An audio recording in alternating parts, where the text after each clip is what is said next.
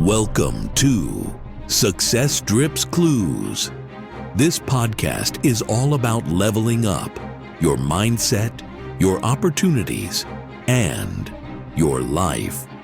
If you're ready to think bigger and move smarter, let's get into it.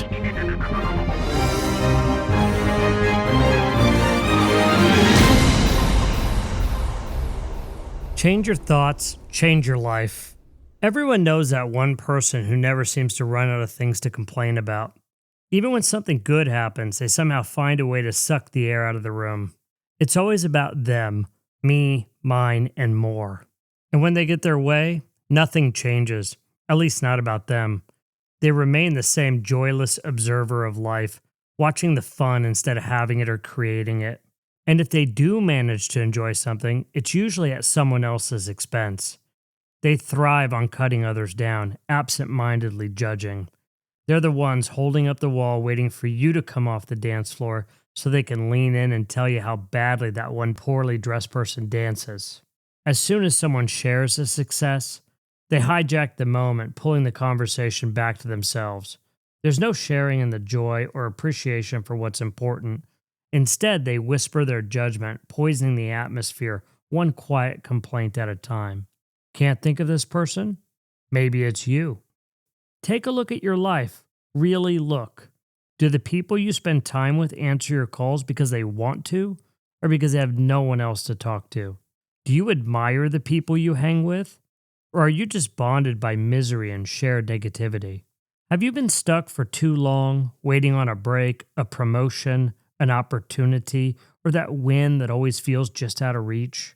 Are the people around you growing, thriving, and moving forward while you stay in the same place, losing touch with them and yourself over time? If you feel a sting right now, let it sit for a moment. That feeling is an indication worth paying attention to. Maybe this isn't all of you. Maybe it's just a part of you. Maybe you're not the full-time joy thief, but you've got a habit of stealing moments, creating voids, simply because you just don't know how to see things differently. Maybe you roll your eyes at people who get excited about stupid things, judging them because they're not as smart, perceptive, or realistic as you. But smart how? When you point a finger, 3 fingers point back at you. So let's get real, using your own values. What are you not smart at? How about making people feel like you care? How about winning friends and influencing people? How about building the kind of relationships that make people want to catch you when you fall and cheer for you on the way up? It may not have been easy to see before now, but just so we're absolutely clear, the problem isn't out there, it's in your head. Your thoughts are the problem. This is the part where some fickle people tune out. Their inner voice starts saying, "This sounds hard. This is work. Maybe this isn't for me." That's the same voice keeping you stuck uncomfortably right where you are. Don't let it. This is right where you win and take back control. The good news is this: if your thoughts are the problem, your thoughts can also be the solution. Change your thoughts and you change your life.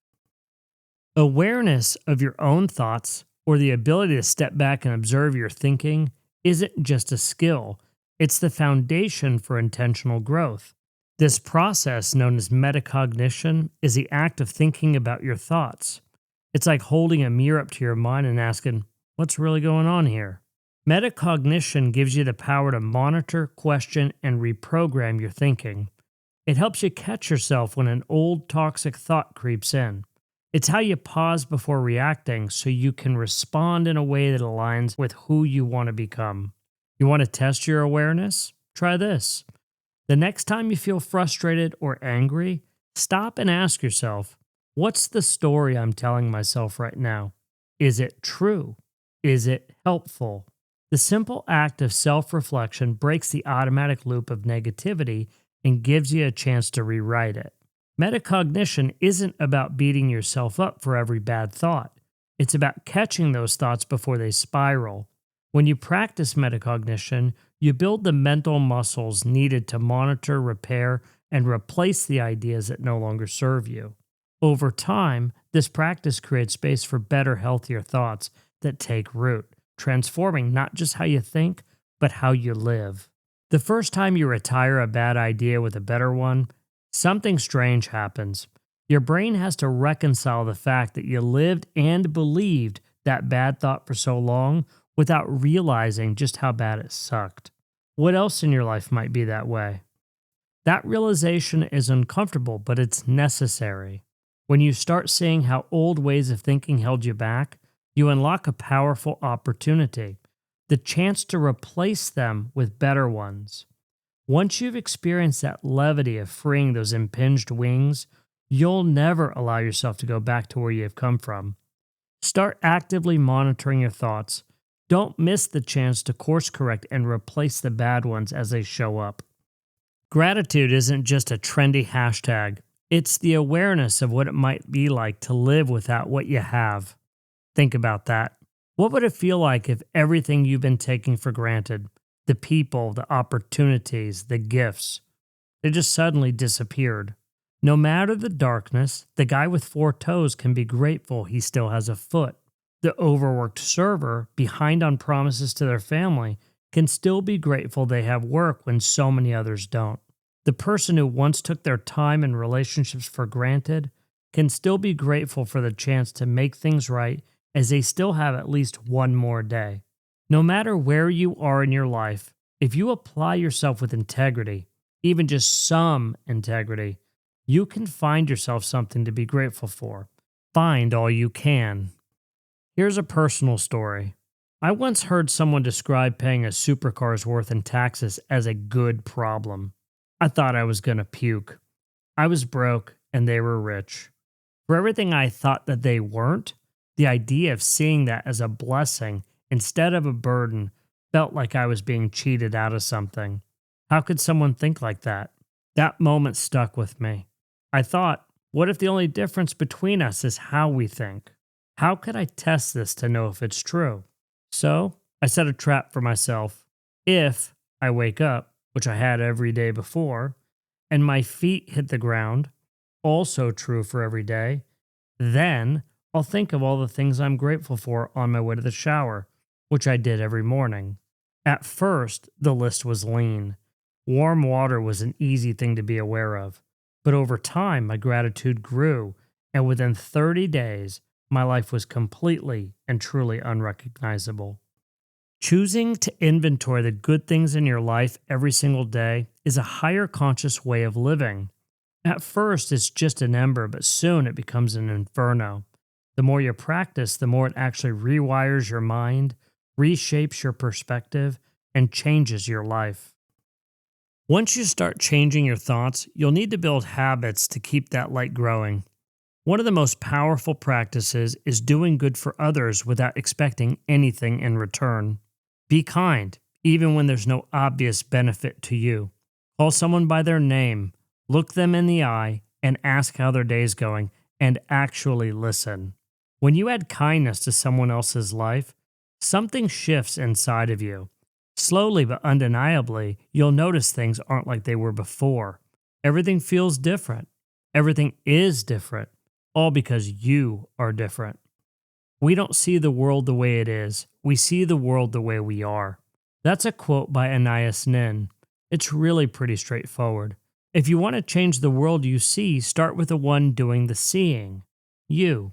Realize that the energy you bring into the world is the energy the world reflects back to you. If you've ever heard the saying, what goes around comes around, then you already know this truth. The kindness, gratitude, and goodness you put out always have a way of finding their way back. Negative energy creeps into your mind drip by drip until it pools into something overwhelming. Starve that stream. Stop feeding the negativity that drowns you, and instead redirect your focus to what uplifts you: gratitude, kindness, and the good already in your life. Aspire to make your energy, thoughts, and actions so good, so powerful, that everything you touch becomes better simply because you were there. That kind of person is needed everywhere. This isn't a gimmick or wishful thinking. It's a process, and once you commit to it, you'll discover this truth. Your thoughts don't just shape your life, they are the foundation of it. Thoughts become actions, and actions set off ripples that define who you are. Choose better ones. Choose only the best ones. Over time, you'll find there's no room left for anything less. Your mindset is the foundation of everything you do. If you're ready to go deeper and stop letting negative thoughts run the show, the Self-Work Blueprint will help you break those patterns, shift your focus, and rewire your thinking for success. You can download the free 5-part audio series and companion guide by clicking the link in the description, and it's completely free. Who am I? I'm a God-fearing husband, father, and believer in the power of thought. The way you think shapes the way you live. Your mindset is either building your future or it's keeping you stuck in the past. Too many people let their thoughts control them instead of learning to control their thoughts. My goal is to help you challenge the beliefs that hold you back, shift your perspective, and take ownership of your life. Because real change always starts in the mind. Here's to you on your journey to becoming the best version of yourself.